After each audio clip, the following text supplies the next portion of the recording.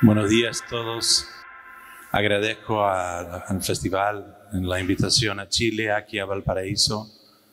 Ha sido muy genial. Me parece bárbaro lo que están haciendo en una ciudad como Valparaíso, que se le nota olvidado, pero muy bello y muy original. Y ojalá pues que se siga afincando aquí estos encuentros culturales y pues que se interesan más gente de Chile mismo pues en este lugar para que perdure.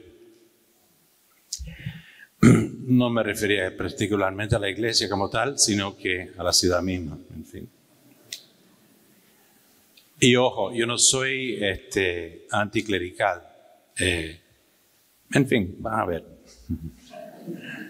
Como tal, no soy anti nada.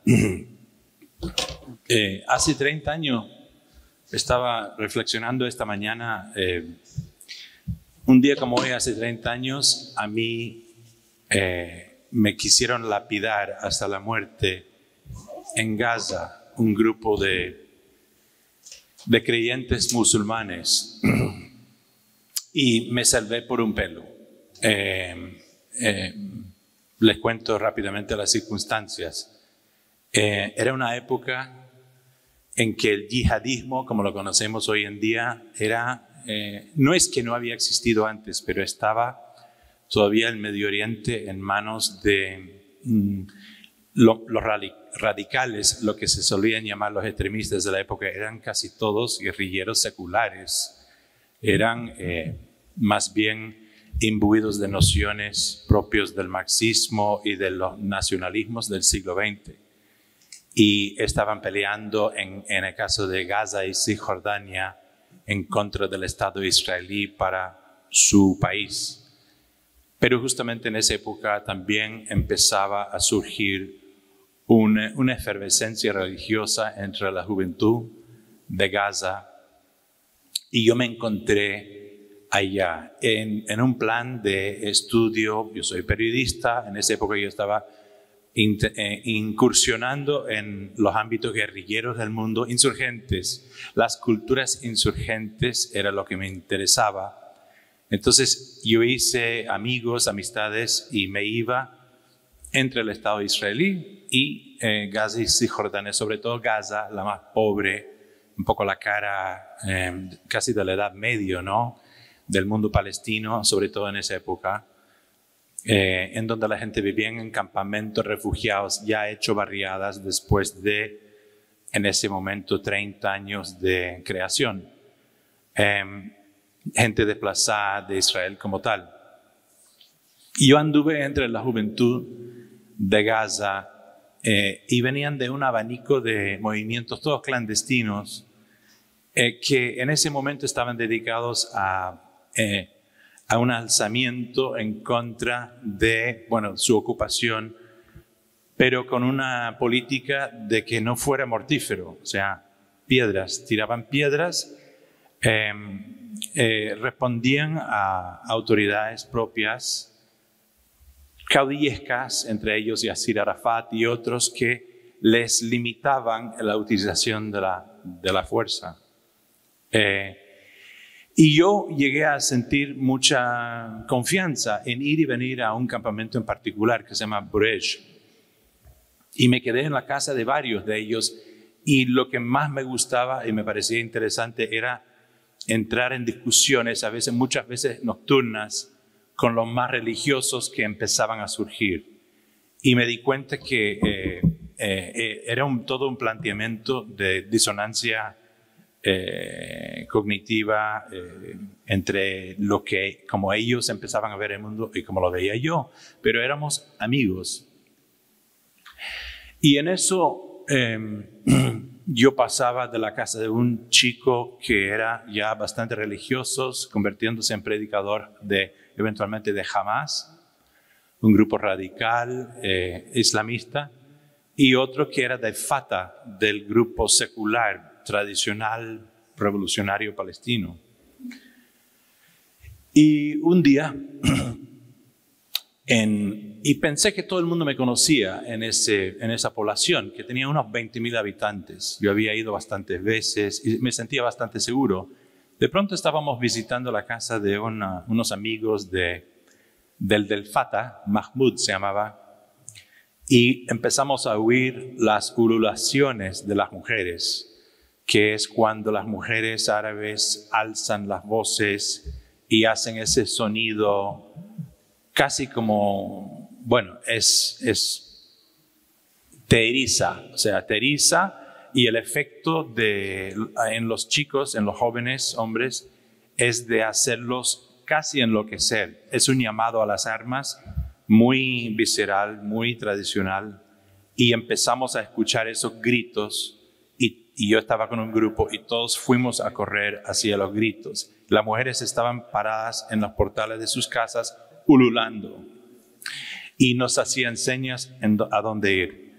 Llegamos a un sitio en donde había una mezquita de ladrillo, de hormigón muy primario, que parece que los chicos de la secta más religiosa habían erigido, era ilegal, y lo que había pasado es que los israelíes militares habían entrado para intentar destruirlo porque era ilegal bajo la ley de ocupación israelí. Los chicos habían tomado la mezquita, estaban en el techo de la mezquita, 2 pisos, tirando piedras, y los israelíes habían tirado con armas y habían dado a uno. Y enfrente de la mezquita había un hospital en donde yo acudí y vi al chico agonizar y morir delante mío. O sea, le habían dado en la arteria femoral, era un baño de sangre, se murió. Yo en el alboroto perdí vista de mis amigos y me crucé al frente y me agarraron unos tipos que yo no conocía, palestinos, y me llevaron detrás de la mezquita, en donde inmediatamente me comenzaron a rodear un sinfín de hombres y jóvenes, y cada uno agarrando una piedra, un ladrillo, y gritándome que yo era un kafir, un infiel y además judío. O sea, en eso, pues alguien me reconoció de la casa de Mahmoud y me salvó la vida. Voy a acelerar la historia un poquito porque es larga. Duró varias horas en que me llevaron también al techo de la mezquita para utilizarme como escudo humano en el tiroteo con los israelíes. A mí no me dio ninguna bala, lo dio a otro que estaba conmigo, y luego otro me agarró, pensé que me iba a salvar, pero me llevó y me entregó a otra gente que entendí que eran mis verdugos y me querían llevar barriada adentro. Y en un tilín en que vi una boca calle y que no me tenían muy agarrado, logré zafarme y me salvé. Lo importante de esto no es lo que pasó a mí, es lo que significó en esa barriada, en ese lugar. De hecho, lo que me había pillado era el momento casi de cruce entre quizás la lucha secular en Palestina, eficaz, y la lucha religiosa eficaz. Perdón, la lucha secular ineficaz y la lucha religiosa eficaz. Los chicos con quien yo había andado en mi ausencia y debido a lo que me había pasado, entraron en una especie de guerra que estaba ya en ciernes, mucha tensión, pero llegaron a matarse entre sí. Mi episodio era un agravio más para los seculares. Pude visitar a Brecht una vez más y conocer al tipo que me había agarrado, y reconoció que su intención era justiciarme, pero había una especie de paz, una neutralidad, un cese de fuego entre ellos dos. Pues al final la comunidad entera se entregó a lo que llamaríamos desde Occidente el extremismo musulmán, y desde lejos entendí que les daba una fuerza que no tenía antes, no tenían antes. Se sentían empoderados y enardecidos y capacitados a lograr la utopía en tierra. La utopía en tierra es lo que busca todo revolucionario, es el valor máxime, la predisposición al sacrificio para lograr la abstracción de su utopía. En el caso de los palestinos, ya la patria anhelada estaba ya mezclada con nociones de paraíso y la utopía abstracta que inculcaba el Corán a través de sus mulás, sus hombres sabios que habían trabajado en esa sociedad desde hace un tiempo. En mi visita 2 años después, me quedé en la casa del amigo mío, el mayor amigo mío, que era religioso, Hisham. Y tuvimos una vez más un argumento nocturno, y los árabes por fama son muy hospitalarios, y él era, como todos, muy hospitalario. Y entramos en nuestra enésima conversación, debate amistoso sobre nociones de teología y religión. Y llegamos a un punto en la madrugada en que, y yo siempre los retaba a convencerme. Ajá, ok, tú dices eso, convénceme. Y llegamos al punto que él había eludido en todas nuestras conversaciones anteriores, que era, ¿qué harían ellos una vez que lograron el poder y el Estado religioso que querían erigir con las minorías, ¿no? Los cristianos, los judíos, los que también vivían en ese Estado grande bíblico, ¿no? Del futuro Palestina. Y lo quiso eludir una vez más y lo insistí y me dijo, por supuesto que toleraremos y protegeremos a las minorías, pero claro, tendrán que eventualmente convertir. y yo le dije, ¿y si no? Y dijo, bueno, para eso está el Sharia. El Sharia, bueno, su sistema de leyes interpretados como todos los sistemas de leyes de acuerdo a cada cual, cada cultura. Y me dijo que pues si no, pues yo le dije, ¿qué quiere decir eso? Pues que si no, serás ajusticiado.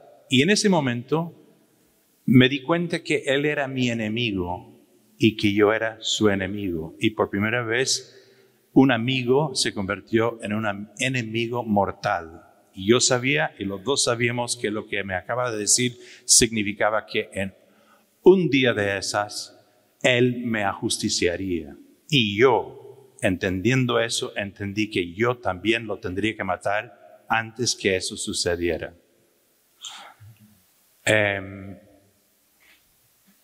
En fin, ese encuentro me dolió, me sirvió de mucho y sentí una sombra. No, me ensombreció un poco la perspectiva a partir de entonces. Yo nunca había sentido eso, que yo podía matar por una razón de supervivencia y también filosófica, en carne propia. De hecho, yo fui a la cama y él lo hablamos, lo reconoció. Pero yo seguía siendo su huésped y por razones de hospitalidad musulmana me quedé en su casa hasta la madrugada. Recuerdo que me despertó con pan caliente del mercado y la noticia jubilante de que los muchachos acababan de degollar una espía, una mujer, y que todo el pueblo estaba ululando en un jubileo por este asesinato. Era una mujer que trabajaba en el hospital, en ese hospital subsidiado por las Naciones Unidas, y las cosas se habían extremado a tal punto que a una mujer que trabajaba ya podía ser tildado de espía, ¿no? Porque estaba de alguna forma u otra en colusión con Occidente, es decir, los infieles, los que no eran nosotros y por ende matables. Bueno, es solo uno de 16 historias que les podría contar que me han ido convenciendo a través de todos estos años de que es más que la utilización política de la religión. Es la religión, es la existencia de la religión como tal que justifica el derramamiento de sangre, a mi juicio. Para avanzar, hoy día no tenía la tecnología para decirles de YouTube, ponerle esto, pero en YouTube hoy hay una viñeta ahí visual filmada que es un enfrentamiento entre un monje budista con su batón ¿cómo se llama? Su toga de azafrán, color azafrán, con un tamil hindú, quiere decir de la otra etnia, en Sri Lanka. Y el monje budista está enardecido, está intentando armar un grupo para linchar a este hindú, que nada más por su color y su fe lo está increpando. Acaban de tener una terrible guerra sectaria ahí, y los monjes budistas, a mí no me sorprendía eso, han sido detonantes de la guerra sectaria desde su principio. Son ellos que claman a la muchedumbre a linchar a los católicos o hindúes tamiles de la otra etnia. Y si vieras este video, te chocaría. Yo sé que la mayoría de gente en Occidente tiene una noción del budismo como dulzura y luz, ¿no? Del Dalai Lama y todo eso. Hay varias vertientes del budismo, y uno de los vertientes del budismo es guerrerista, bélica, sectaria, y lo ha sido desde hace un rato. Es la que corre desde Tailandia a Birmania hasta Sri Lanka. Hoy en día, junto con las guerras del Medio Oriente, donde ves derramamiento de sangre por razones supuestamente políticas o comunales, hay un detonante religioso. Y los que están detonando, los que están instigando a la violencia, son hombres de Dios, son los religiosos. En el video que les menciono, uno, sin saber el idioma que están hablando, se asusta porque te das cuenta que el odio es tanto emanando del cura y que el pobre hindú parado y con gente mirando que comienzan a llegar, está tan aterrorizado que es totalmente inerme. Es decir, tiene mucha suerte que no lo lincharon ahí mismo. Apareció un policía y llevó al monje y se calmó ese episodio. Pero digamos, ese pueblo ha sido ensangrentado desde hace 30 años y antes también, justamente por razones de interpretación religiosa y comunal. Nada más, si miramos en el tablero de Google News de lo que ha pasado en el mundo, más allá de Trump, en los últimos 24 horas, ayer, más de 50 feligreses sufíes matados por sunitas en una danza religiosa en Pakistán. O sea, una secta musulmana en contra de otra, pero gente inocente como ustedes aquí en esta congregación, matados porque sí, porque son de la otra interpretación de la palabra divina. Y hoy, desoladamente esperanzadora, el ejército iraquí ha retomado el pueblo de Nimroz cerca de Mosul, en donde ISIS hasta hace 2 años devastó los monumentos, algunos de los monumentos más antiguos de la humanidad, pertenecientes a los asirios, ¿no? Las famosas estatuas de Nimrod. No sé lo que quedará, probablemente escombro. O sea, nada más son puntos de reflexión y que a mi juicio afirman es mi argumento, porque no he llegado a una conclusión como tal. Realmente yo hago la pregunta, ¿no es tal que la religión nada más es la justificación de la violencia? Porque no veo lo contrario. Yo no lo veo. Hoy, en grandes rasgos, las guerras de nuestro tiempo en Siria, Irak, en Libia, con sus enconadas terroristas en Turquía, en el norte de África, en Asia, en Europa misma, contraponen movimientos inspirados por la fe religiosa en contra de sociedades seculares. En jaque están las naciones de tolerancia social, convivencia multicultural y el Estado de Derecho mismo que caracterizaron las sociedades occidentales desde hace un buen tiempo. Lo vemos en parte por los avances de los movimientos autoritarios, xenófobos y racistas, como en parte impulsó el Brexit en el Reino Unido, a Trump en Estados Unidos y lo que está detrás del empuje de Le Pen en Francia. Hasta cierto punto también lo que impulsó el no, la votación del no reciente en Colombia. El enfrentamiento actual conlleva un resurgir de religiosidad radical unidos de la mano de estos nuevos viejos movimientos. Está más clara en las sociedades de las orillas de Occidente, la Iglesia Ortodoxa Cristiana en Rusia, en Ucrania, en Serbia. Son verdaderos legionarios de Cristo con una prédica muchas veces violenta. Y ahora de manera creciente entre los evangelistas de derecha radical en Estados Unidos, quienes se aliaron con Trump y le dieron sus votos. De alguna manera, esto representa una vuelta a los orígenes de la organización política de las sociedades y posiblemente augura el eclipse de la noción del Estado secular, que es lo que es hace varios siglos ya, ha hecho que Occidente sea Occidente. Un cuarto de siglo después de la aparente derrota final de los dos grandes totalitarismos del siglo XX que ostentaban reemplazar la democracia tolerante con nuevos credos absolutistas, el ultranacionalismo del fascismo y el ateísmo utópico del comunismo, vemos un maremoto de movimientos populistas que amenazan el status quo, en algunos casos, con las fibras mismas de las democracias pluralistas. Son sincréticas, pero en su esencia son basadas en nociones de reivindicación, de añoradas identidades nativistas y también nacionalistas, y están inextricablemente ligados a nociones sectarias basadas en nociones de raza y de religión.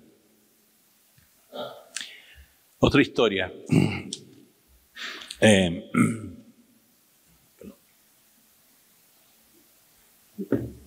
Cuando tenía 13 años, yo viví un año en Liberia con un tío mío en África, un geólogo. Y durante ese año yo escapaba al monte del interior del país con el cocinero de él, que venía de una tribu Pele, que son originarios del medio del país. En esa época eran al final del camino pavimentado a 8 horas de la capital y luego 8 horas a pie. Bueno, después varias horas más en pista de tierra y después de un pueblo donde había una universidad de misioneros, sobre todo agrícola, ¿no? Era 8 horas a pie hasta su aldea. Entonces yo fui con él varias veces a esa aldea y para mí fue una experiencia genial y transformativa, porque al llegar a su pueblo, Balama, fui aceptado por la comunidad. Me dieron un nombre, bailé por primera vez con ellos y estuve presente en algunas ocasiones que ya son quizás de antropología, es decir, ya son casi de la historia. Estuve en el momento del año en que aparece el llamado Diablo del Monte, que llega a los pueblos del monte del interior para capturar niños y llevarlos a lo que ellos llaman la escuela del monte. Era inesperado para mí. Yo creo que en la segunda o primera noche en el pueblo muy primario, ¿no? O sea, estamos hablando de casas de adobe, techos de paja, y al interior de las chozas también eran suelos de tierra. Había una bienvenida, una especie de fiesta en la choza principal del pueblo que era del cacique, un tal Benjamín. Y yo era un poco el invitado de honor. Y estábamos tomando cerveza de palma, que es bastante potente, de calabazas. Y estábamos en ese plan y había chicos cantando y tocando tambor, cuando de pronto hubo un cambio y todo el mundo empezó a gritar en terror y a correr por los cuatro aires. Y entre yo llevado por Moisés, el cocinero, que era oriundo del pueblo, y todo el mundo aterrorizado. Entonces me llevó a su choza y me obligó a recostar boca abajo en el suelo, adentro de su choza, al lado de él. Y en eso, yo naturalmente le cuestionaba hasta el punto en que me hizo obligar a quedar en silencio, pero entendí que el diablo del monte venía y que teníamos que hacer esto, porque si no era pena de muerte a través del yuyú, las maldiciones que te ponen en este mundo que es físico pero a la vez sobrenatural, que es mucho del interior de África. Y dentro de poco de tiempo escuchamos dos instrumentos musicales, una especie de cuerda, ¿no? Una especie de guitarrita muy primaria africana y una especie de trompeta larga de madera. Bueno, era así. Eran las dos cosas y pasó justo por el lado de la choza y se fue. Luego Moisés me explicó que era la temporada en que el diablo del monte salía de su palizada en el monte, un recinto secreto donde nadie podía ir, y capturaba a los chicos. Utilizaba esos términos también. Era de la misma cultura, pero vivían con eso. Cada año venía a hacer eso. Y sobre todo capturaba a los niños pubescentes. Y y lo llevaba a la escuela de monte, donde permanecían por lo menos 3 años y les juramentaron en los códigos secretos de la tribu, les enseñaban secretos matrimoniales, de las hierbas, de cómo cazar en el monte, y para los que demostraron aptitudes especiales de curandería, por ejemplo, o de ser aprendiz del diablo del monte, se quedaban y no volvían. Y algunos jamás volvían. Y se supone que algunos mueren y son matados, pero como hay una ley de silencio alrededor de eso, pocos hablan. También reciben las cicatrizaciones de la tribu, que les corresponde a los chicos cuando llegan a la edad de pasar a ser hombre mayor. A partir de ahí ya pueden casarse y demás. En todo caso, en esta ocasión no robó a nadie de Bálama, sino del pueblo próximo. Pueblo no, caserío, a una hora en la selva de ahí. Y en la madrugada acabábamos de despertar, comenzó a sonar la trompeta y la guitarrita de nuevo, del aprendiz del diablo del monte. Y tuvimos que volver a hacer lo mismo. Entre todo eso, naturalmente, yo tenía una gran curiosidad y quería ver el diablo del monte. Pero Moisés me suplicó con gran angustia no asomarme a la única ventana de la choza, no tratar de mirar, porque justamente el yuyú, es decir, la pena de muerte impuesto por el diablo del monte, era para todos que echaron ojos sobre él.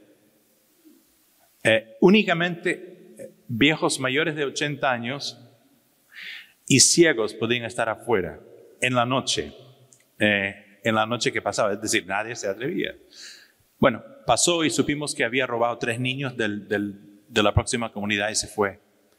En mis idas y venidas de Bálama empecé a saber más. Es más, hasta llegué a la orilla de la Escuela del Monte y había caminos ahí donde uno tenía que gatear porque nadie se atrevía a pasar por ahí. Eran caminos a pie de cacería nomás. Y donde yo iba por esa zona, si eran chicos menores de adolescentes, estallaban en llanto al verme porque jamás habían visto un blanco. En todo caso, fue muy interesante porque entendí que luego, hablando con antropólogos y estudiándome un poquito del tema, lo poco que se sabe de estas sociedades secretas africanas, que en general el diablo del monte no es nadie más ni nadie menos, no del cacique, sino del herrero del pueblo. El herrero del pueblo, todavía cada uno de esos caseríos tiene un herrero. Y el herrero es el hombre que tiene el secreto de convertir fuego en armas, en hachas, en lanzas, ¿no? Y bueno, da la casualidad de que años después, cuando un liberiano de la capital, que luego se fue a Estados Unidos, medio bandolero él, se llamaba Charles Taylor, hasta estudió Business Administration en Boston, cuando quiso volver a su país y hacer una revolución para derrocar el status quo y hacerse con todo el poder del país, se hizo fuerte en Bálama y en esa zona, en la ciudad cercana y en toda esa zona. Y lo que hizo era romper el código temporal y divino con que todo el interior de su país se gobernaba. Él entendía cómo funcionaba. Entonces lo que hacía, ustedes ahora recordarán imágenes espeluznantes de chicos vestidos con pelucas de mujer, matando gente, mujeres embarazadas, chicos de 13, 14 años, hará 20 años. Esto comenzó con pelucas, con batas de ducha, de toda clase de atuendo, en su plan de ataque. Y era que Charles Taylor hizo que sus guerreros y él mismo se sobrepusiera al mundo divino creado en el interior de África. Él se hizo el más grande diablo del monte del país, de las 40 tribus. Si antes el yuyú, por ejemplo, el yuyú de haber visto yo al diablo del monte, era muerte en 3 días. ¿Cómo lo hacían? Te rayaban bigotes de leopardo y lo ponían en tu arroz. Eso no lo sabían ellos, pero es como hacían. Decía el diablo del monte, o te lo hacías saber a través del cacique, vas a morir en 3 días. Y morías de peritonitis en 3 días, porque los bigotes de leopardo te perforan el intestino y más o menos en 3 días te mueres. Y si te moriste antes, bueno, el poder del Dios era mayor todavía. Estando Charles Taylor ya en el poder, yo lo visité. Había matado ya por lo menos 200,000 personas. Los guardias presidenciales eran estos niños asesinos que los convirtió, violentó los códigos tribales para hacerlos sentir ellos mismos divinos a través del derramamiento de sangre. El día que yo lo visité en el antiguo Palacio Presidencial, vi que estaban talando los árboles del parque presidencial. Y yo pregunté, ¿por qué están talando los árboles? ¿Por qué los están tumbando? Y decía, porque habían visto un búho en los árboles. Y como todos saben, los búhos son brujos. Y hay que matarlos, o sea, hay que restarles hábitat.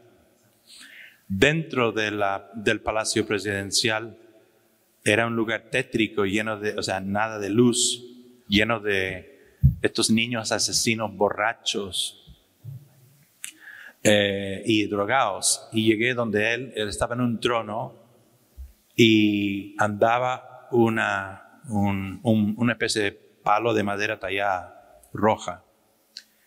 Y en este encuentro le preguntaba el significado del barrote. Y me decía que lo había llevado desde la guerra. Y era de un árbol mágico. Y yo decía, me daba el nombre en africano. Y le decía, ¿y por qué es mágico? Y mirándome fijamente a los ojos me decía, porque todo ser vivo, animal o humano, que pasa cerca de ese árbol, se muere. Entonces entendí, que entendía muy bien las creencias del monte, pero también de Boston, entendí exactamente lo que me estaba diciendo, que él quería ser visto como el Dios malévolo, quería ser visto como el diablo del monte. Todo el país estaba en un estado de terror con él. Fin de la historia, es decir, durante 20 años ese hombre arrasó en África, es él que mandó los cortabrazos a Sierra Leona y desangró a toda una región de África. Ahora está en La Haya con una condena de 50 años, pero estando yo con él, había inclusive religiosos norteamericanos intentando sacarle el ángel. Jimmy Carter le visitó y entendía que era un hombre que estaba llevado por el diablo. Jimmy Carter, el expresidente, un hombre religioso, de buenas intenciones. Y él estableció una relación con Taylor y pensó que lo podía salvar, que era un hombre en el fondo que llevado entre el bien y el mal, y que al hacerse presidente le podría sacar el bien, salvarlo por Dios. Bueno, no sé si le salvó nada, pero era muy interesante ver esta cosa de los religiosos norteamericanos, yo diría un poco ingenuos, pensando que podían lidiar con alguien así. Y estaban intentando convencer a la entonces administración de Clinton de desembolsar plata para ayudar a subvencionar ese gobierno. En fin. Para mí, esa experiencia en África me ha servido como, o sea, yo lo veo como la construcción del poder original. La construcción del poder original que... y se lo digo, perdón. La histórica alianza del poder temporal y divino como la máxima fuerza organizativa de las sociedades. Antes de nociones de iluminación, de resplandecimiento, que no existía el Estado de Derecho como lo conocemos hoy en día, la ley eran impuestos por los reyes dioses, eran violentos.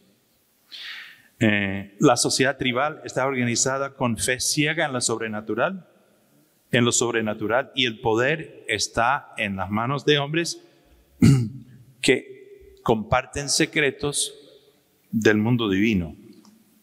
Bueno, podemos pasar adelante a la actualidad en África y nada más, míralo. O sea, si no es el ejército de resistencia del Lord, del Señor en Uganda, una agrupación hiperviolento nacido de una mujer cristianizada, con nociones extremistas y también una religión sincrética, obviamente, pero nocionalmente cristiana. Empezó este movimiento hace 30 años y no ha parado. Y lo interesante de este grupo es que proceden con la misma metodología de todos los ejércitos de todos los tiempos. O sea, nosotros en Occidente hemos saneado el procedimiento un poquito, nosotros reclutamos ya no tanto a la fuerza a los chicos, pero siempre en una edad en donde no tienen mucha conciencia todavía. Los chicos de 14, 15 años tienen que ser instruidos con la conciencia, no lo llevan en el ADN, ¿no?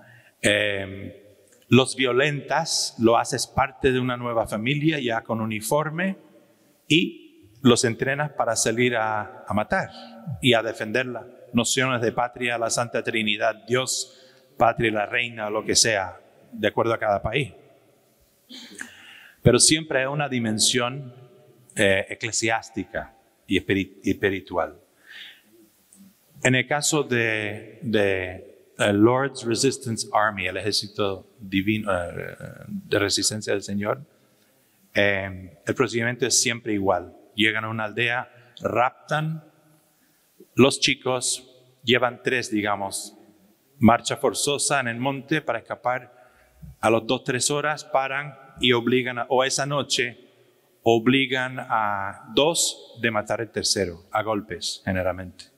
A veces es la hermana de ellos, a veces es el mejor amigo. Son niños de 7-8 años. Me asemeja, o sea, había una sociedad secreta en África en el tiempo mío, el Leopardo, que obligaba a los nuevos reclutados a matar o al padre o a la madre y a traer o el corazón o la genitalia al grupo y comerlo. Después de matar a tu madre, puedes hacer cualquier cosa. Después de matar a tu mejor amigo, tu hermana, tu hermanito, tú eres poseído por el caudillo que te tiene en sus manos, el caudillo divino, que es tu Dios. Y habla de Dios todo el tiempo. Sean grupos así, sincréticos, paganos, como lo quieres llamar, animistas, africanas con algunas nociones cristianas y todos lo tienen, o en África son nocionalmente musulmanes. Los Shabab en Somalia, en República Central Africana, entre cristianos y musulmanes, en fin. Más allá del monte africano, las mismas nociones del sacrificio humano, martirio y nociones del paraíso y recompensa sobrenatural están consagradas en los libros santos de la Biblia, el Corán y de las demás religiones monoteístas. Y estos han servido de las justificaciones principales y también los motores de mucha de la violencia política organizada en nuestras guerras grandes y pequeñas, desde las cruzadas, pasando por las conquistas de las Américas y la Inquisición. La noción de matar para salvar almas perdidas era avalada por la Iglesia, que no era más, en la mayoría de los casos, que el brazo espiritual del Estado o ejército conquistador.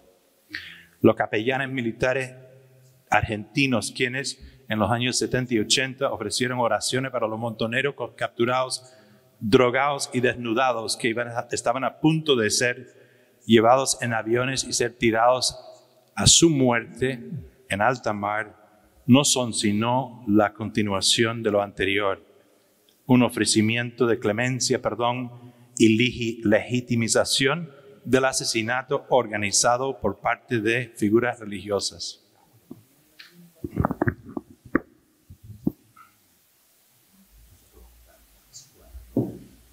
Los movimientos seculares radicales guerrilleros inclusive mostraron su necesidad de crear un panteón espiritual para llevar a cabo sus campañas violentas.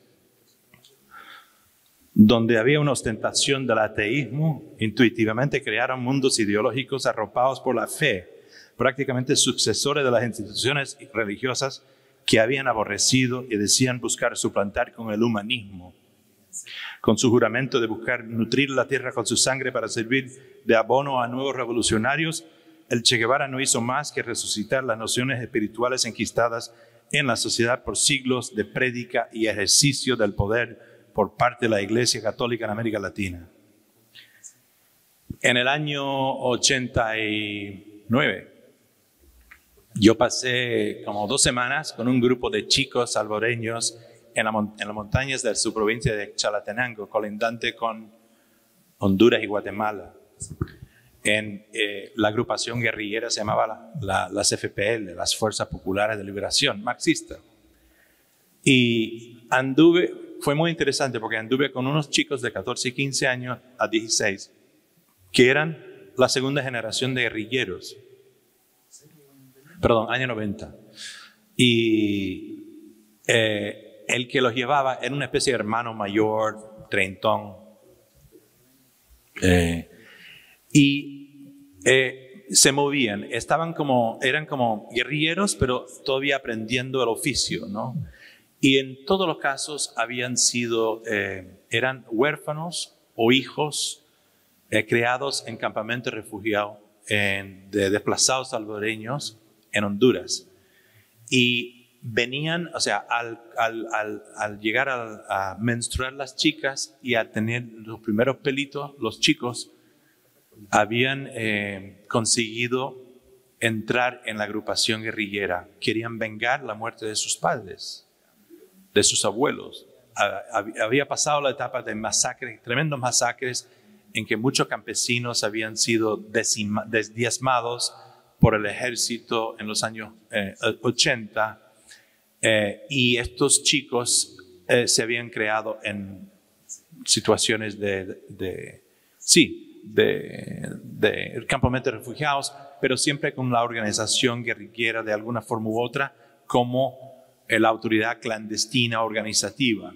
Al llegar a cumplir 14, 15 años, venían ya a los cerros y yo anduve con ellos.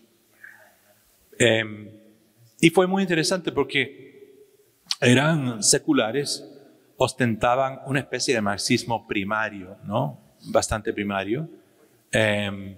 Eran semi-alfabetizados, o sea, apenas sabían leer y escribir en la mayoría de casos, eran de origen campesino, algunos un poco más que otros.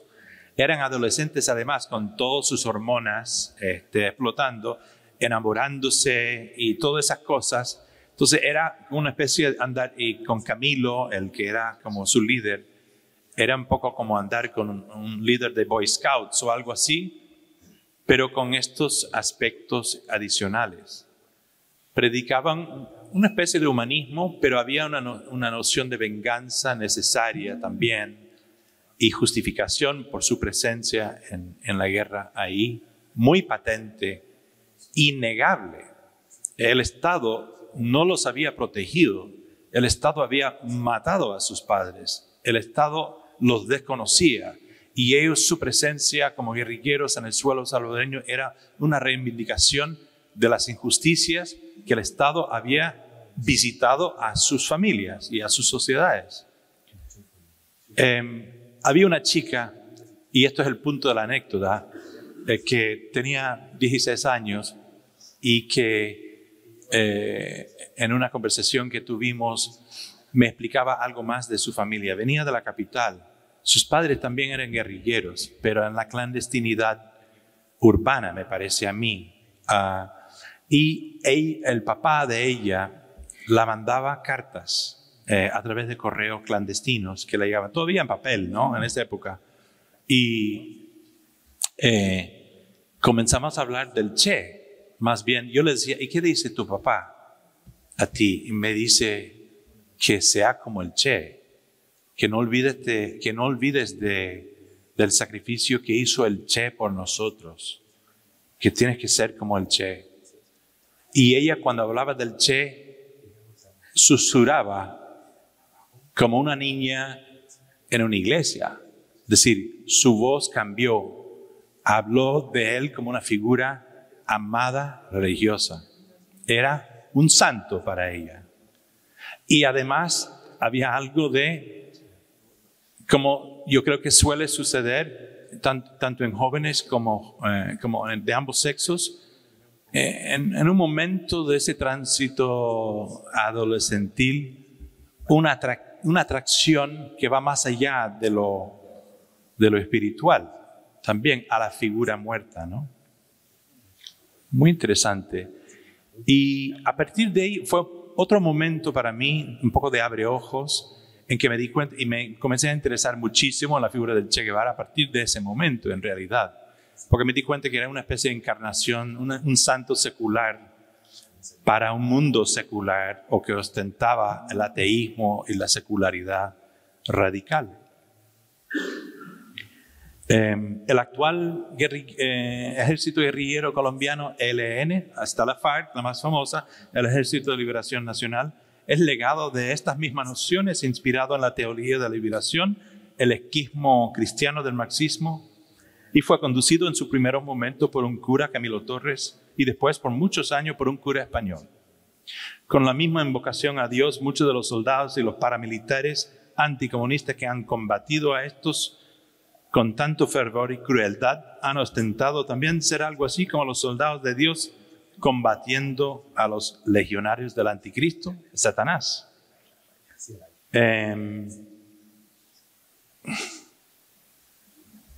Como decían antes, sí, o sea, hablando de eso y mencionando a Colombia otra vez, hoy los que apoyaron al no incluían en Colombia muchos religiosos evangelistas. Era un componente, dicen, decisivo de esa votación. Hoy América Latina no está en guerra como tal, salvo Colombia, pero sí tiene las sociedades, ojo, más violentas sobre la faz de la tierra.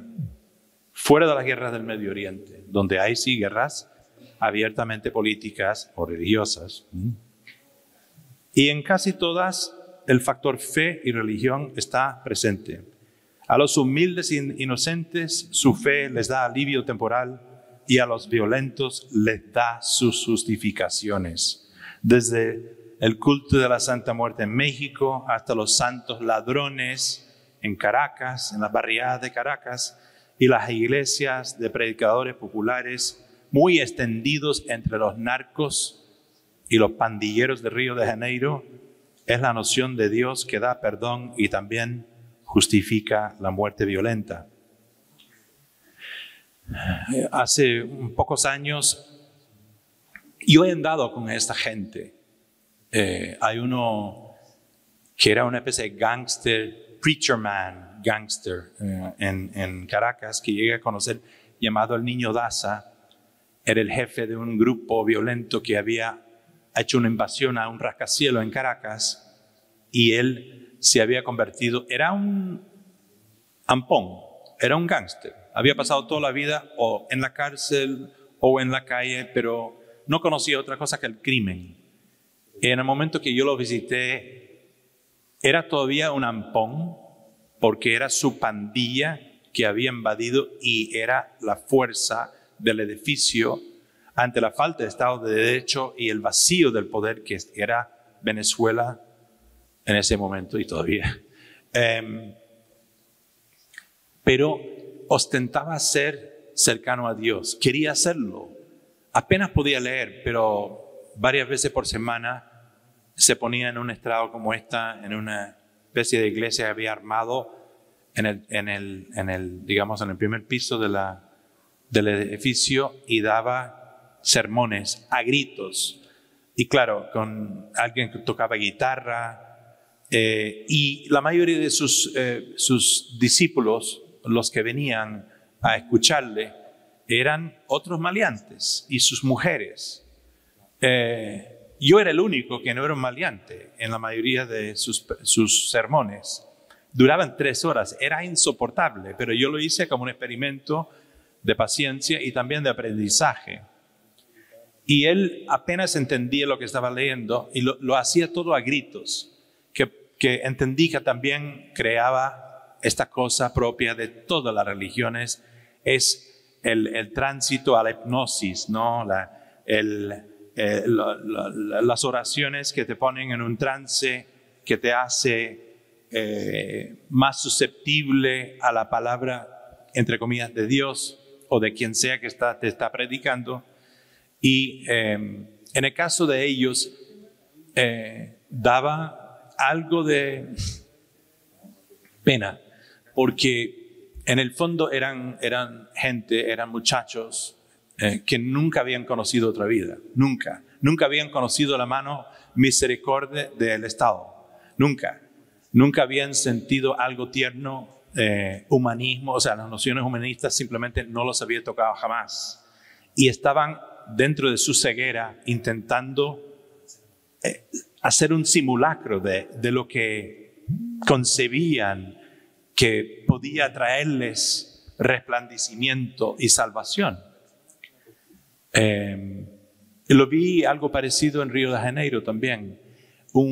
Pasé un tiempo con un cacique traficante en una de las favelas más violentas en Río, que había dejado convertir en en un instante por un predicador popular y ya decía que estaba convertido. Se llama Fernandinho.